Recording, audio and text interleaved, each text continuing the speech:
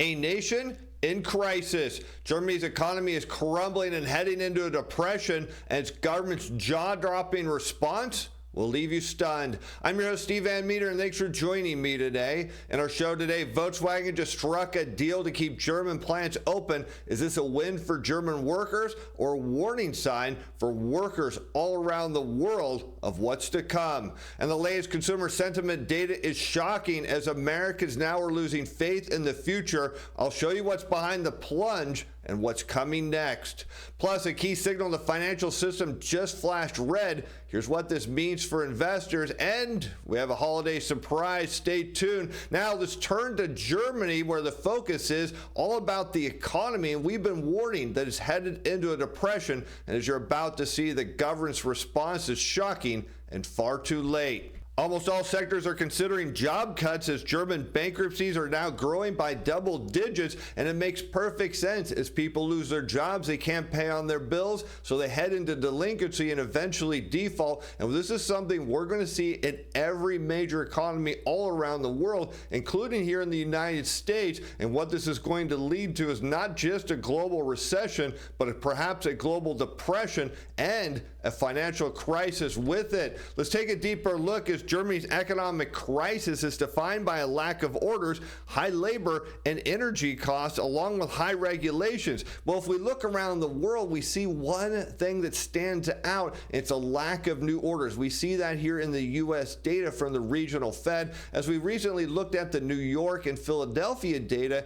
and what did it tell us? New orders continue to decline. We see that in China. We see that in other parts of Asia and Japan, all throughout the European Union. It's a disaster waiting to happen. What it's telling us is the German economy is at an inflection point. We've been warning that they're going to hit a massive speed bump here and fall into a depression. Perhaps it's now only a matter of months away. And this has led companies to cut staff and delay hiring, according to the Munich-based IFO indicator that's fallen to 92.4 in December after hitting 93.3 in November. And what this is a survey of managers from manufacturers all across the country, and what they're saying is conditions are getting worse. And as new orders go down and production falls, they cut hours, they put people on the unemployment line, and all that does is eventually lead to delinquencies and rising bankruptcies and an all-out financial crisis. Fewer and fewer companies are adding staff. Well, there's no reason to if you don't have the business. In contrast, the proportion of companies that want to cut jobs is increasing. Almost all sectors are considering job cuts, and that's dangerous because when you see a slowdown, it's okay if one sector is seeing a slowdown. As long as the other sectors are hiring, you can see workers transition from one type of work to another. But when everyone's facing layoffs, what it's telling you is the German economy is not about to turn around. The government's being highly ineffective here, and what we're likely to see is them enter a depression, potentially starting now in 2025. The Federal Statistical Office also announced that bankruptcies continue to rise, with a number jumping to 12.6% in November compared with the same month last year. The data shows that the year-over-year growth rates of insolvencies have remained in the double-digit range since June of 2023. Now, this is very interesting because we go back to last year, we see the German economy started to slow down, and this is evident now by the fact the manufacturing sector indicated it, but here we're seeing bankruptcies rise. What happened in the U.S., we didn't see anything till around March of 2024, but what it's telling us is what's happening in Germany is eventually going to get here, because the one thing that kept the German economy intact was the fact that they had this massive backlog of orders. Even though they didn't have a lot of new orders, they still had existing work. The problem is we've been wondering, when is that going to run out? We've seen it go on for almost 2 years now, and the risk is as soon as that's gone, a lot of employees are going to hit the unemployment line, delinquencies are going to surge, and so too will bankruptcies. And it's remained in the double-digit range with only 1 month serving as an exception when it was in single digits. And let's look at some U.S. data here, because it gets very evident what's happening in Germany is happening in Asia. It's happened all across the European Union. It's happening here in the United States. As we look at the net percentage of domestic banks tightening standards for commercial industrial loans, this to firms of all sizes in blue. And what you see is when the blue line is above the horizontal black line, it means on net banks are tightening lending standards. On the way up, more banks are tightening. On the way down, fewer banks are tightening. But what this means is that when banks tighten lending standards, it makes it harder for people to get a loan. So in the past, during easy credit times, people could go into the bank and they would loan money for anything. And during tight standards, they make it very difficult. It constricts the creation of credit. Now, in a debt-based economy, that's about the worst possible thing that can happen, because what it eventually leads to is a slowdown in economic activity, a rise in delinquencies, and eventually turn into bankruptcies like we're seeing in Germany. And when we overlay the delinquency rate of credit card loans, this for U.S. consumers at all commercial banks, what do we see as banks tighten lending standards? The percentage rate of people in delinquency rise. And of course, we know people are going to head into bankruptcy when that eventually happens. And what do we know? Going to global financial crisis, we see the same relationship, and we're seeing it again now. We're in the early stages. However, many people believe that lending standards are going to ease, but when interest rates go down, particularly on the short end of the curve, what it implies is banks are going to tighten standards even more. Delinquency rates here are going to rise, and so too will eventually bankruptcies. A sustainable economic turnaround is not yet feasible. Not only is economic uncertainty high due to the usual factors, but the threat of tariffs are also looming from the United States. And if we look at what's going on with Germany, they've been in a recession for nearly 2 years now, facing an all-out depression in 2025. And if you think things are going to get better for them when the tariffs get enacted, well, they're going to get a whole lot worse. As President-elect Donald Trump is promising to hit Europe and China with tariffs as high as 25%, with Germany expected to suffer greatly if some tariffs are put in place, meaning that there's absolutely no chance that Germany's economy will turn around. But something that we have as our holiday special today, something very, very rare. I want you to see this, because this just went out to our Momentum Timer Pro subscribers this weekend, and this is a very rare trade setup. It closed over its 10, 30, and 90-day volume profiles, as well as its 6-month, 1-year, and 2-year volume profiles. We put a buy at open on Monday. Now, what is this trade? Well, you have to sign up to find out. Now, keep in mind, we have a 30-day free trial. In 10 days, that's going away. But what does Momentum Timer Pro do? Well, we look at momentum signals, those technical signals that people struggle trading with, and we look at them over long periods of time, over daily, 1-month, 3, and 6-month windows, and we have backtested our report. So when we see a change in the technical indicators on top of our proprietary overlay, it signals a buy. Here you get the daily report. You get all of the signals. You get my opinion. The data you saw is what went out to our subscribers. We give you the full backtest data to validate that our signals work, full stop loss levels, tracking of trade and returns, a weekly update on everything on the weekends, and for a limited time, a 30-day free trial. And not to mention, I disclosed my actual trading account. You want to trade with me?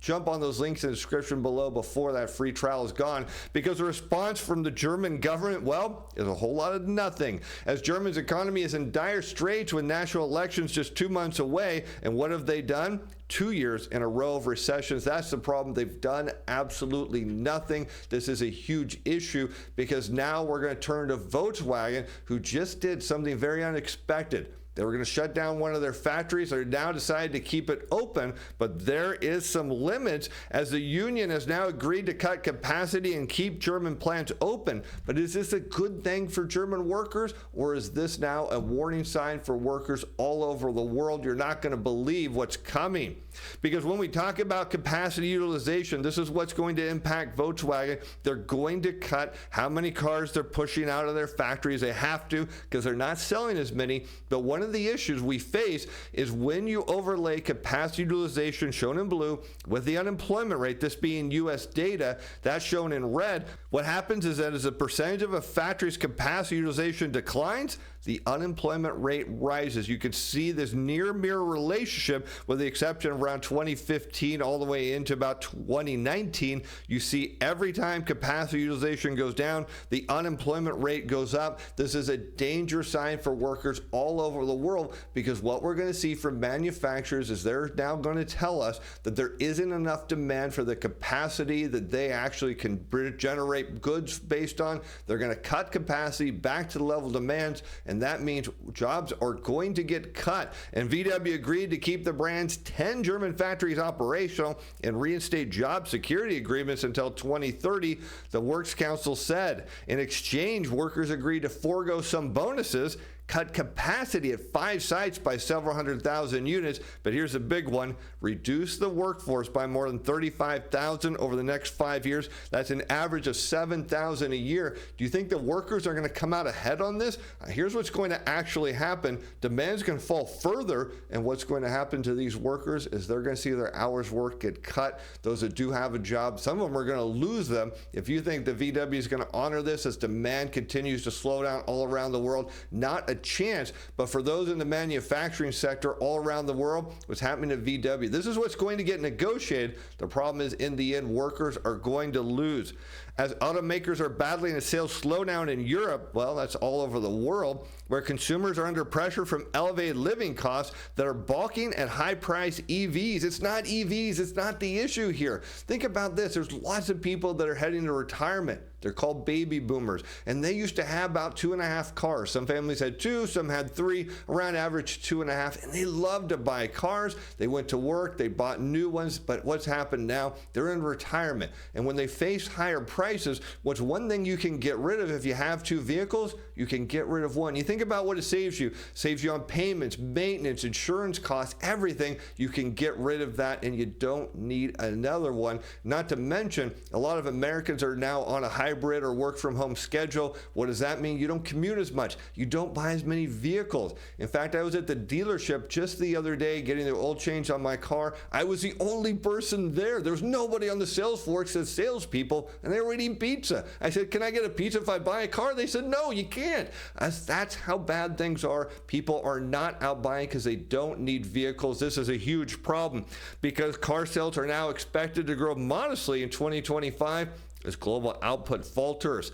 Light vehicle output worldwide will decline 0.4% next year to 88.7 million units, including a 2.9% drop in U.S. production to 9.9 million vehicles. What does that mean for American workers? It means hours are going to get cut, jobs are going to be lost, and there's going to be negotiations to keep factories open because manufacturers are going to look to close underproducing factories. But for the moment, this has turned to a lot of high expectations for U.S. consumers. I'm going to show you why their outlook for the future has dropped a lot and going to get much worse. As the University of Michigan inflation expectations have risen, driven by downbeat Democrats. As the headline University of Michigan sentiment survey rose to its highest since April to end the year, thanks to a post-election surge in current conditions. But that's as far as it went because expectations for future have dropped. Well, we're going to talk about that in a moment. Let's look at inflation expectations because they were mixed. People believe that President-elect Trump is going to drive higher inflation. Well, the odds are it's not going to happen. This is going to be reversed in future surveys because inflation expectations shown in blue is all about U.S. regular all formations gas price. That's shown in red. Here you can see as gas prices head down and people see pump prices are lower, inflation expectations will indeed fall. But let's take a look at the actual data here.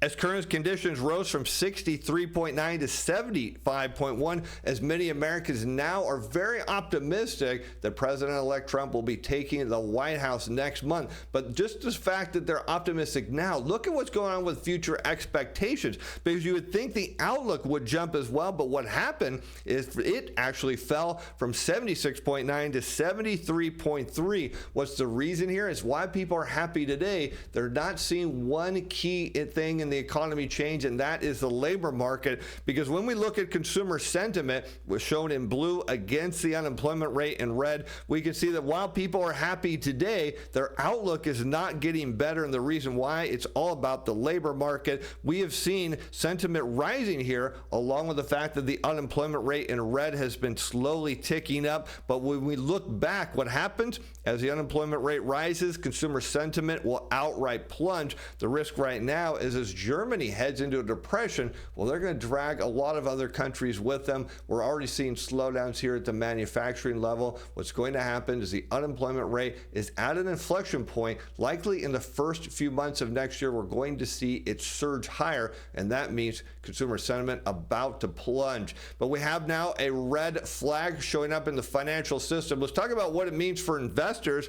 As Federal Reserve reverse repo facility balances now sink below 100 billion. This is something we said would happen when they adjusted the repo rate, and it is plunging, as some 40 participants on Friday put a combined $98.4 billion at the Fed's overnight reverse repurchase agreement facility known as the RRP, which is used by banks, government-sponsored enterprises, and money market mutual funds to earn interest.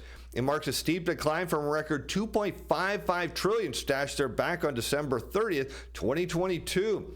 Market watchers have said the move is likely to exert downward pressure on money market rates and further impact the amount of funds held at the Fed facility, and for obvious reasons why. The Fed wants the money out of the system here, back into the T-bill market. We know right now T-bill rates are higher than what the Fed's paying. Yes, this money is going to leave. And since the adjustment on Wednesday T-bill yields are more than the RRP, which may be spurring the shift away from the central bank, well, it makes perfect sense. If your job is to manage a money market fund, well, then your job is to get the highest possible yield for your force, those who have deposits there. You're going to chase the T-bill market. It makes perfect sense.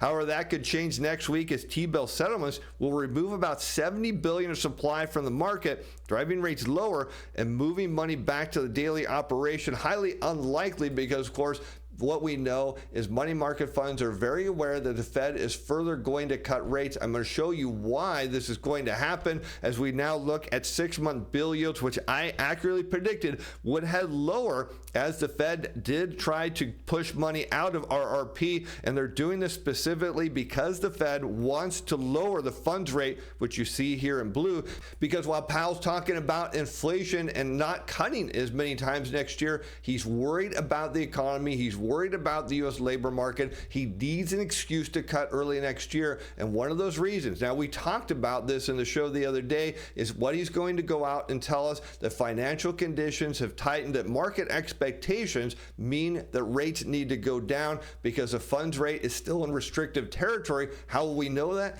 Bill yields tell us. But while investors are buying big into the fact that lower interest rates lead to higher stock prices, this one chart tells you a completely different story. When we look at the NASDAQ 100 against 6-month bill yields, you can see the Fed is setting up to crash stocks as financial conditions tighten. Here you can see going back to 2000, what happened, 6-month bill yields headed lower, and well, that marked the end of a bull market run and put us right into the dot-com bust. How about we look at 2007? Bill yields came crashing down, and we got a global financial crisis with that. Around 2018, we started to see bill yields peak and roll over. Stocks struggle before we head into a pandemic, and money flooded in from stimulus back into the stock market. Today, bill yields are telling investors who are going long U.S. equities in the biggest way since the financial crisis that the opposite is about to happen. And based on what we see going on in Germany and the lack of response from the government, the fact here now that we look at the Fed, we see that they're doing virtually nothing to make a change. We see the consumer sentiment from the U.S. is about to get worse as the unemployment rate heads higher. What's telling investors is the U.S. equity market is going to be the next big thing to go. And with that, I'm Steve Van Metre. Thanks for watching. Thanks for being fans. Bye now.